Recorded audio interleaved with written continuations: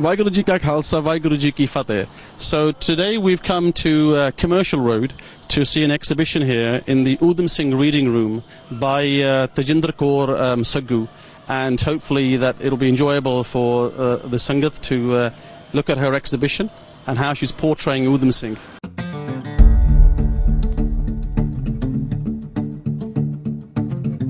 I'd always wanted to be in the arts. I drew, I painted when I was young, and I always thought, when I grow up, I'm going to be an artist.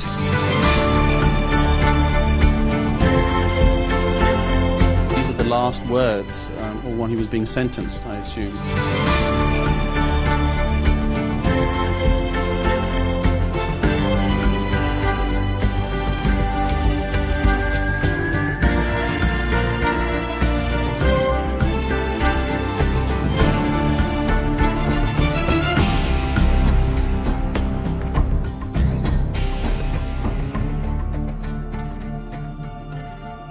Okay, so now we've entered the room for the Udham Singh Reading Room, where we're going to interview Tajender. So let's go and introduce ourselves and see what this whole exhibition's about. Tajender, Waheguru Ji Ka Khalsa, Waheguru Ji Ki Fateh.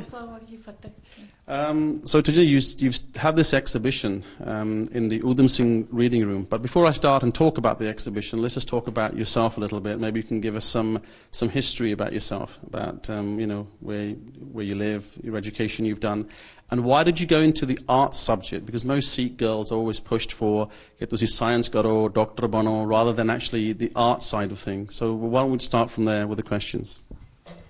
Okay, I was born in Nairobi, and we came over in the late 60s, and so I've grown up and went to school in Newham, and I'd always wanted to be in the arts. I drew, I painted when I was young, and I always thought, when I grow up, I'm going to be an artist. So I studied, went to school, and did my degree at Central St Martin's in textile design, actually, and I trained to be a weaver, which is why I have this loom here. Right. And following that, following graduation, I've worked a lot in doing my own work and working on community arts projects and freelance as an artist. And that's what's led to the development of this project, the Pop Samiti project that I started in 2009 as a way of curating and building a discourse around new ideas around art, specifically art and South Asian ideas of visual arts and culture. Okay, so you've, I mean, the first bit that we're going to look at here is this weaving loom that you've got. So why don't you explain about what this particular gadget does, actually? This gadget is something that will be familiar, I think, to many people. This is a small sample loom. It's a computerized weaving loom. And it's actually, this one's made in the UK in Kent. And it's one of the oldest forms of technology, which is weaving, which is millennia old. And everywhere, all countries across the world have people who weave the cloth. And then this is computerized, so it just makes it a bit quicker and easier to do new designs and new patterns. And I use weaving in my practice as an artist. Right. Okay. So, I mean, this is not a full-time job in terms of making money out of this. This is purely from an artist's point of view to project your thoughts, I assume, through what weaving and then into art itself. Yes, you're correct in that I don't weave commercial products for design. So I don't weave products like scarves or, you know, cushion covers or, you know, for sale. But yes, you're correct. I use it as a form of expression of my ideas.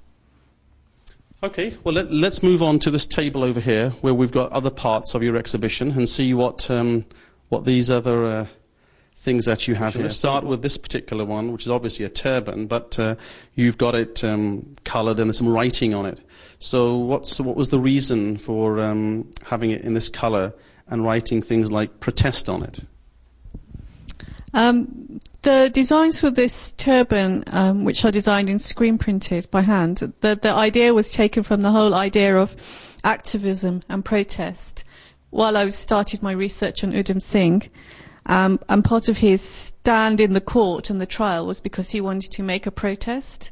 So I kind of took the idea from that, and also the word hartal, which means strike, as well. So, and as a turban is, you know, a form of cloth, and that can be used as a form of protest as well, as can the junni. So I printed a junni as well.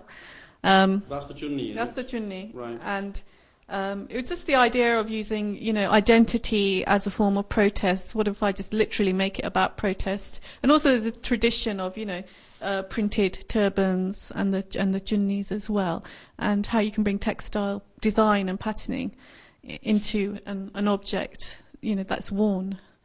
Right. I mean, I haven't seen many turbans this style, so I don't know whether it's going to become fashion or not. But I mean, the printing on it is protest and what was the other word?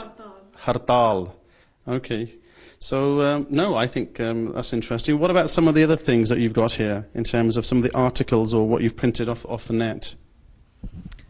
So here I have a collection of articles, essays, and some books that are printed off through my research that I've been doing on Udham Singh and the Punjab at the time of his birth and leading up to contemporary times. And some of the strands that have come out of his work, whether it's issues on colonialism and history, and also other interesting things like the irrigation of the Punjab, how that happened, and the consequences of it into the contemporary day in terms of food production and the way people live.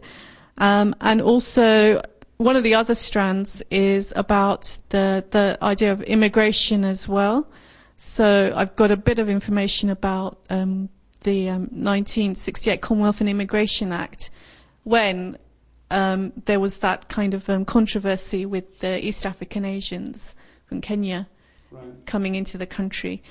Because he travelled so widely, and he went to East Africa, and he went all around the world, I found a lot of the issues and things that he'd been through and the journeys that he'd had were really interested and touched, I think, a bit on contemporary life, and made a comment, can be used as a commentary or a way in to explore ourselves in contemporary society, as well as looking back at Punjab at the time and British society at the time as well.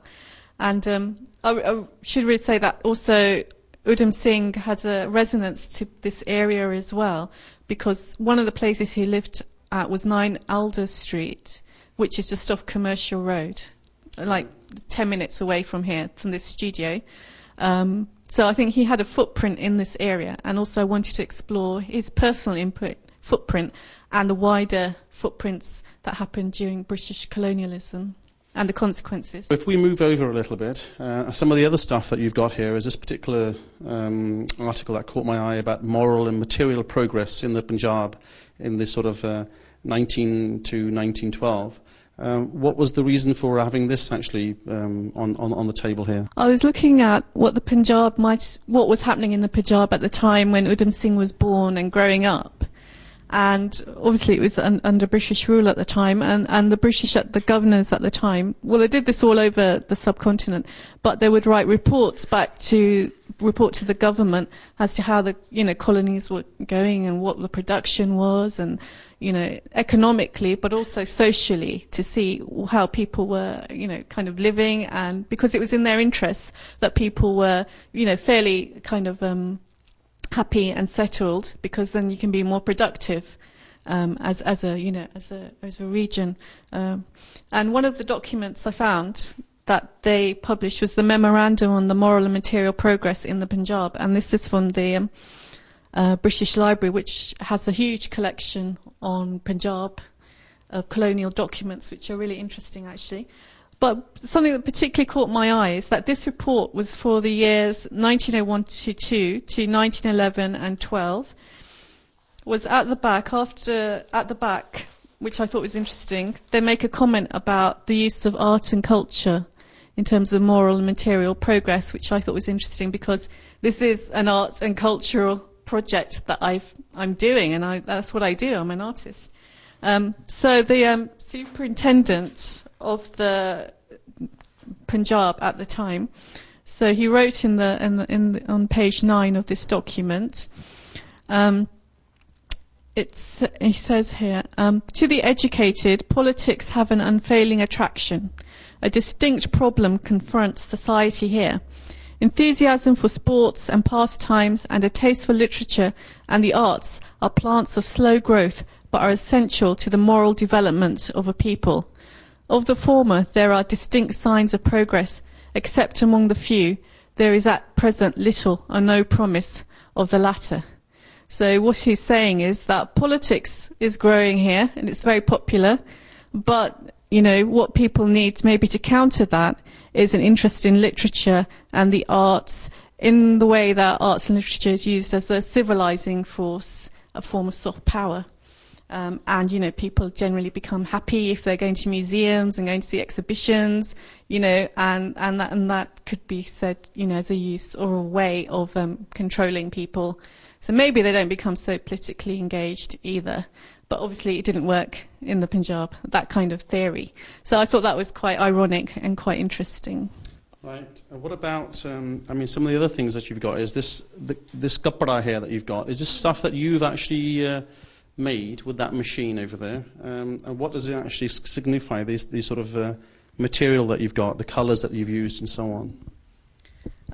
Yes, this is fabric that I've hand woven myself on the loom. And this is my interpretation of a beavertine fabric, which is a cotton fabric, which is the kind of, when people at Pentonville prison, when they were hung, so when Udham Singh was hung, he wore a grey beavertine, like an all-in-one, kind of a suit. Okay. So this is my interpretation of beavertine fabric, which the prisoners would have worn. And then the colours, and so that's the structure of it. And the colours I've taken, the shades of red and orange, and they're all derived from red spectrum, because Udham Singh was a communist, and red is the colour of communism and socialism. So I've kind of taken those colours and put my own twist on it, and interpreted those. It's interesting that you've mentioned that he was a communist, because obviously Bhagat Singh was an atheist. And I believe they were not necessarily close friends, but they had actually crossed paths, I think, or not. I assume that the colours that you've got here, they're not the colours that he wore actually with his suit and so on, was it, or anything like that? No, these are my kind of interpretation of what a beavertine could be. I think as an artist, to replicate what's already there, it was grey beavertine fabric, wouldn't really be, enough for me. But as a weaver, so part of my job is to interpret and reinterpret ideas, whether it's visually or through text. Okay. Let's move on to some of the art that's behind us. And let's start with this picture behind you for a second. This one here, which is obvious, it's Indira Gandhi. But I thought she was wearing a veil, which is what you've done with this picture. But maybe you can explain the reasoning behind this particular picture and why you've done this, actually. I didn't actually intend for it to look like a veil, but I think you'll see there's a whole series of these posters, and you can buy these in Delhi in the souvenir shops or in the picture framers shops.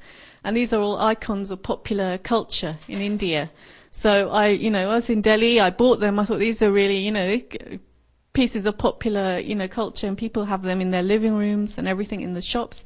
And I thought, but I wanted to reinterpret it and make an intervention into the image as it is, which is a very powerful, instantly recognizable image. I mean, everyone knows Indira Gandhi, this grey streak of hair. And obviously she brings a lot, the history and the baggage of the image that we project onto it. So these are screens that I've drawn and printed myself over it to try and disrupt the images as they are and create something new. I should point out something that, 1974 ਦੇ ਵਿੱਚ ਊਧਮ ਸਿੰਘ ਦੀ body ਦੁਬਾਰਾ India ਨੂੰ ਜਾਂਦੀ ਆ ਤੇ ਜਦੋਂ airport ਤੇ ਪਹੁੰਚਦੀ ਆ ਉੱਥੇ ਇੰਦਰਾ ਗਾਂਧੀ ਉਹਦੀ ਕੌਫਨ ਦੇ ਉੱਪਰ ਇੱਕ ਰੱਖਦੀ ਆ, ਔਰ ਨਾ ਕੀ ਆ ਜਿਹੜੇ ਹੁੰਦੀ ਆ ਇੱਕ ਰੀਥ ਰੱਖਦੀ ਆ ਤੇ ਉਹ ਇੱਕ ਲਫ਼ਜ਼ ਕਹਿੰਦੇ ਉੱਥੇ ਕਿ ਇਹ ਬੰਦਾ ਇੰਗਲਿਸ਼ ਦੇ ਵਿੱਚ ਕਿ had sacrificed his life for his country. So what I found odd about this was that you'd sort of, she was quite pro Udham Singh, as opposed to Mahatma Gandhi, who obviously said that it wasn't the right thing for him. I mean, even to the point that he's probably a terrorist, and he sent his condolence to the Dwyer family and so on. But Indira Gandhi took exactly the opposite stance on that position. So that's why I thought you were maybe trying to portray something that Mahatma Gandhi would have been better behind this rather than Indira Gandhi when talking about Udham Singh. That's really interesting, actually. I hadn't thought of it like that. But I think that's what's interesting about these kind of exhibitions, is that people can kind of like raise a discourse and bring out these arguments, counter or whatever these ideas that it forms. Because I'm not presenting a fixed idea. That's not what I want to do, but to raise a discourse and a conversation as well. And I think also what it brings out the idea, the whole Udham thing is about the idea of violence and the act of violence. He did it as an act of revenge. But there's a whole debate that goes on about, if like Gandhi didn't agree with it because he killed somebody. So there's a whole debate to be had about, is violence right, or was it justified, or when is violence okay, or is it never okay? So it's quite a complex debate to be had, and I just wanted to raise some questions about that as well, rather than a black and white kind of simplistic approach. Okay, well, while we move on to the next art that you've done here, let me just explain something else. ਜਿਹੜੀ ਸੰਗਤ ਦੇਖਦੀ ਆ, ਜਦੋਂ ਤਾਂ ਉਹਨਾਂ ਨੂੰ ਉਹ ਡਵਾਇਰ ਨੂੰ ਮਾਰਦੇ ਆ, ਨਹਿਰੂ ਤਾਂ ਖੁਸ਼ ਨਹੀਂ ਸੀ। ਨਹਿਰੂ ਨੇ ਤਾਂ ਸਾਫ਼ ਤੌਰ ਤੇ ਕਹਿਤਾ ਸੀ ਕਿ ਬਹੁਤ ਭਾਰੀ ਗਲਤੀ ਆ, ਤੇ ਮਹਾਤਮਾ ਗਾਂਧੀ ਨੇ ਵੀ ਕਹਿਤਾ ਸੀ। ਤੇ ਮੈਂ ਤੁਹਾਨੂੰ ਇੱਕ ਲਾਈਨ ਇੱਥੇ ਰੀਡ ਕਰ ਦਿੰਦਾ ਇੰਗਲਿਸ਼ ਦੇ ਵਿੱਚ ਕਿ Nehru made ambiguous statements, generally displeased by the killing, while Gandhi made his outrageous condemnation clear, sending condolence to the Dwyer family. So ਇਸ ਵਾਸਤੇ ਇੰਦਰਾ ਗਾਂਧੀ ਨੂੰ ਰੀਸ ਰੱਖਣਾ ਹੀ ਕਾਫੀ ਹੈਰਾਨੀ ਦੀ ਗੱਲ ਸੀ ਕਿ ਜਦੋਂ ਮਹਾਤਮਾ ਗਾਂਧੀ ਤੇ ਦੋਨੋਂ ਨਹਿਰੂ ਖੁਸ਼ ਨਹੀਂ ਸੀ ਕਿ ਜੋ ਕੰਮ ਊਧਮ ਸਿੰਘ ਨੇ ਕਰ ਦਿੱਤਾ. So let's talk about this particular art that you've done here, which is a drawing of or a plan, I should say, of a poor person's house or of their dwellings or whatever. Maybe you can explain that. Okay, actually these are taken from a drawing from a report, a Famine Commission report on the Punjab, because at the time around when Udham Singh was born, there was always famines in India, and the Punjab had its a couple of famines there as well, and what the authorities there would do, they would write, after a famine, they would write a Famine Commission report. So you can see these in the British Library. So I looked at one of the Famine Commission reports, and these reports are really for the administrators of the state to tell them how to govern during a famine. For example, what qualifies someone for famine relief aid, how much they should get paid, what work they need to do for the aid, and what the food, how much the food prices should cost for them to buy, because at the time, the problem usually was the distribution of food, that the cost was too high for people to buy, rather than that there wasn't any food around. But rather than intervene on the cost of food, they would do famine relief projects.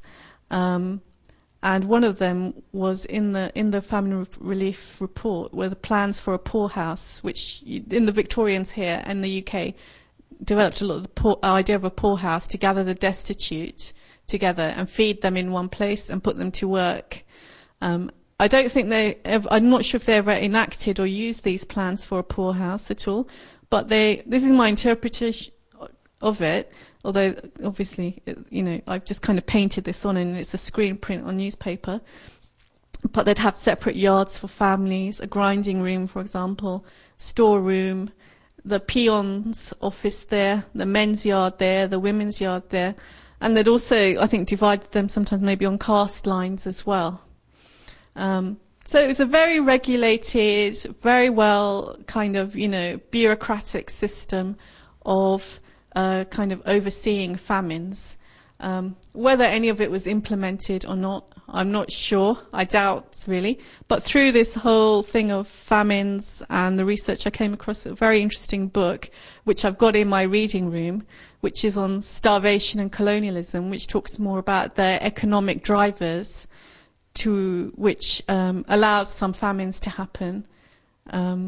in terms of Punjab in particular and across India, in terms of how food was being produced and exported and what was happening that stopped people being able to, pay for, afford, the food and the kind of mechanisms that came in place. So you touched on something about, obviously they weren't starving people, were they, on purpose? Certain areas, within the Punjab. Well, I think you kind of have to define what on purpose is. I'm not a historian, so I can't say categorically, but at that time there was the idea of the free market economy. So the market will decide, what the price of grain or food would be, and there'd be no state intervention. So, of course, when that happened, if food is too expensive, if middlemen are hoarding the food or it's been exported, and therefore the food goes out of the range of, the poor, then they can't eat, or they can't buy the food. So, in one hand, if they say, oh, well, it's the free market economy that did that, and the market will sort itself out, then you're going to have a lot of casualties of the free market economy. And also at the same time, there was that whole Victorian belief, that whole kind of colonial system belief of a hierarchy of races, and the feckless poor, which we still have with us to some extent. So maybe, because they were poor and feckless, maybe they weren't that important really, and it was just part of the bigger plan, really, of controlling populations, and that's just what happened. You can cross-reference to things like the Irish famine as well, how they dealt with that. So that's that kind of a policy and an ideological, I think, thing that went on. Okay, we're going to move on a bit, but before I do that, there's just one particular book that's caught my eye that I wanted to ask you about, which is this one, which is Emergence of the Image.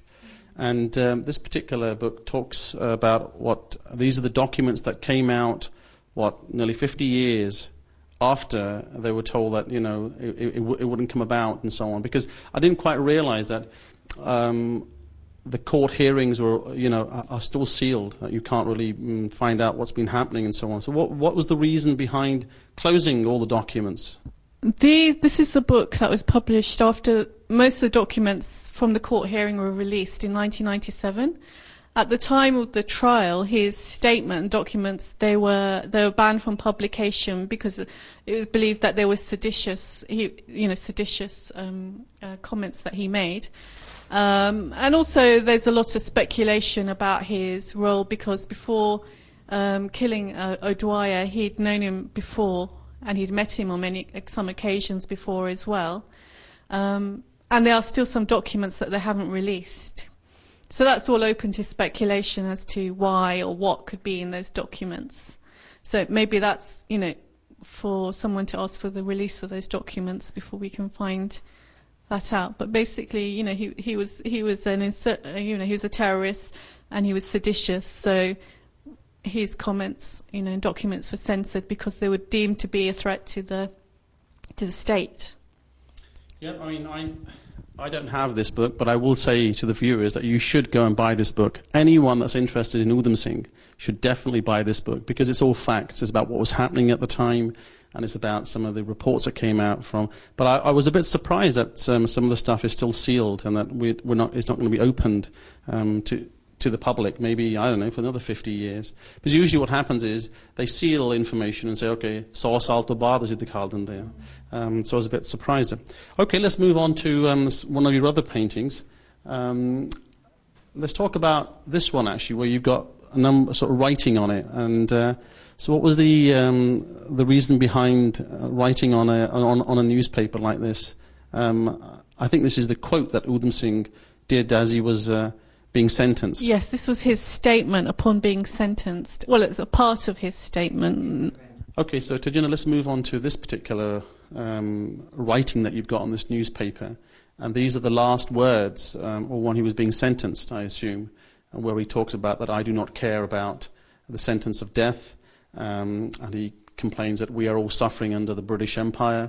And basically says that there will be thousands of people after me trying to free our country and so on. So what made you write these particular lines on this newspaper? I think this because it was banned by the judge from being reported, what he said at the time, I kind of wanted to, report it myself and, for the public, to read in a different way other than through the court trials and testaments. So I've rewritten, I've taken the words from the trial and so rewritten, and it's a screen print, and I printed it on newspaper because, it was banned from a newspaper, and news is where we get this kind of reporting, and it had the interesting headline of Britain, India and immigration, and the woman in the American hat, and I thought it had a lot of contemporary resonances with news, media, and his statement, and how it was redacted. I wouldn't have looked at that or until you've just explained it to me, how you've put the Britain, India and immigration, and about the American hat, and about the White House and all that sort of stuff. No, that's quite imaginative. It's not how I would have looked at it. I just thought it was some scribble on a newspaper. But now that I've read it and you've explained it to me, it actually makes a lot of sense. Was there anything that he was saying at the end then that you're trying to capture? There's a lot of writing here that you want to say that sort of came out, because I assume you've written Udham Singh. What was he shouting this? Because this is taken from the court transcripts, when they write it, they've written, somebody else is sitting and taking down the notes. So they've written Udham Singh shouting, quotes, said this. So I've just literally taken it exactly as it was written in the court transcripts. Right. Although they are records of his, you might see them in the book, letters and his notes that he wrote in preparation for his statement. He prepared for it and he wrote it out, I think, several times, and tore it up. And so those notes are also, available. People can have a look. But so there are, a couple of versions, because he wrote it out before so it was ready for his statement. Okay, so let's look at the last part of the exhibition, which is this photo collage of pictures that Tajender has done. Let's ask some questions about some of them. Tajender, the first one that caught my eye was actually Udham Singh's passport picture here, and this document here, which clearly states that he was refused entry or to go back to India. So what was the reason for those two that you've put up here? I was conscious that in the exhibition I didn't have an image of Udham Singh, actually, although there's huge numbers of him available. We knew what he looked like. But I thought that was an interesting document, which is from the National Archives. It's in the National Archives. And passports is something that we all have and that we all use as our identity card. So I thought it'd be interesting to see his identity card. And he had a numerous number of identities. He used a lot of aliases while he was, travelling around the world. So I thought it'd be interesting to see what his passport was, one of his passport images. So what was his rejection then for this thing here? Was there a reason that he got rejected to go back to India, is it?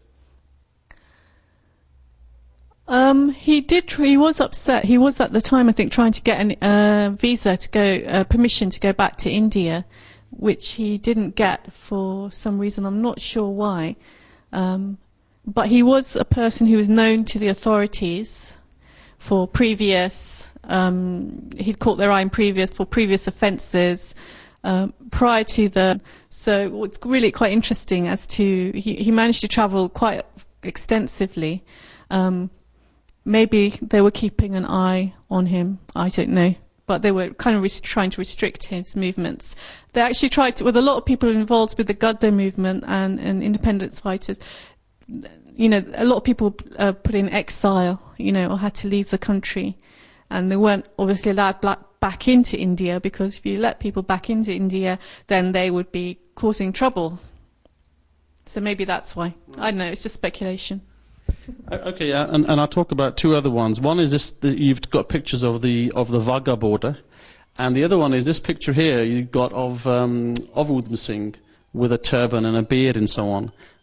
Which is different from the image that I have, because I have the image of the passport. Yet this statue in India, maybe you can explain about this and then talk about the Wagah border. This is a picture in Amritsar. It's just taken outside the market.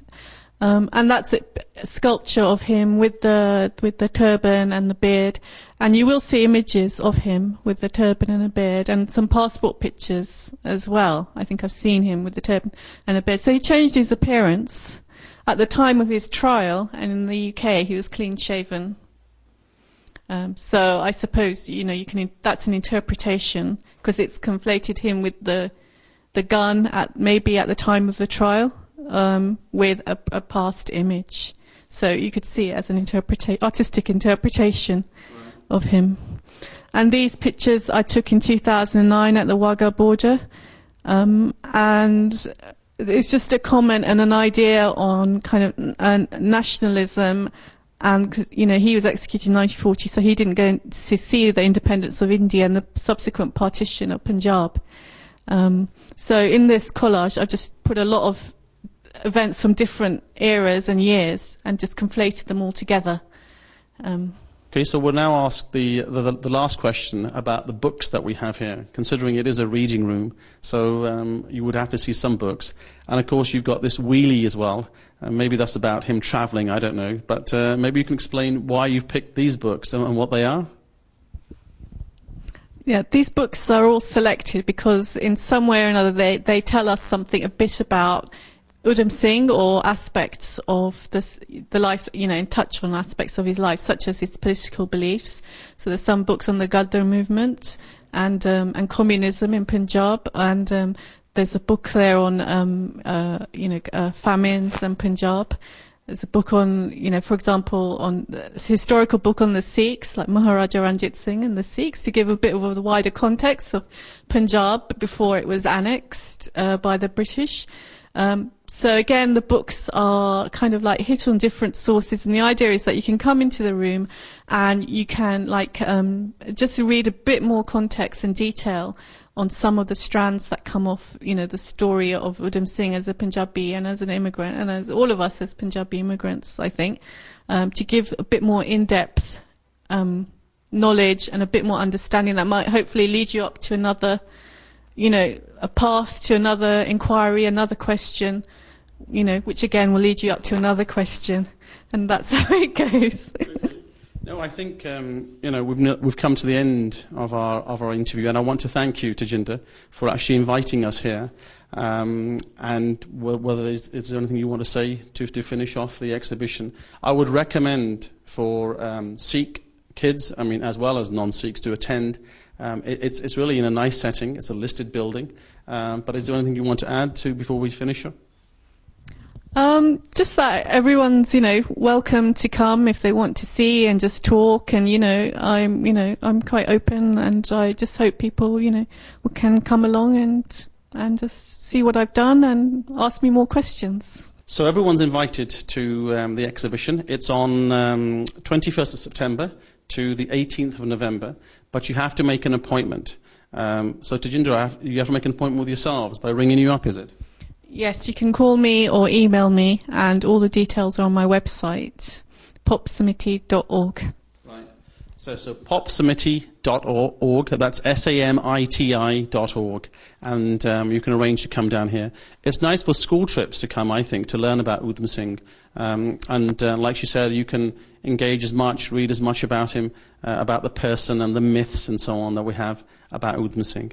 So with that in mind, I want to thank Tajender for allowing us to come here, and I hope that the Sikh channel viewers get an insight to exhibitions that are slightly different.